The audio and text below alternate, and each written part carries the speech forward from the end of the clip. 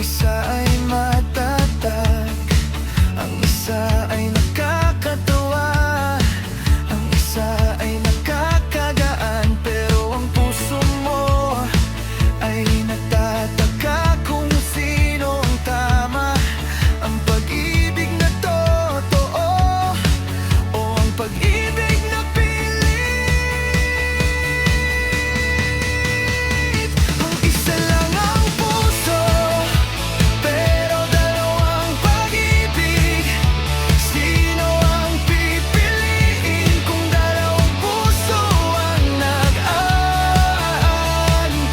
Isa lang ang piliin, pero sino ang iiwan?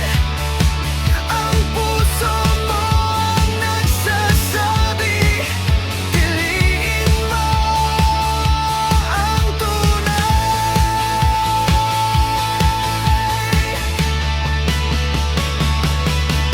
Sa anumang pagkakataon,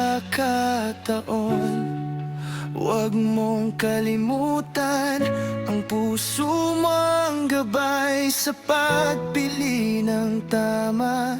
Huwag ipilit ang dalawa sa isang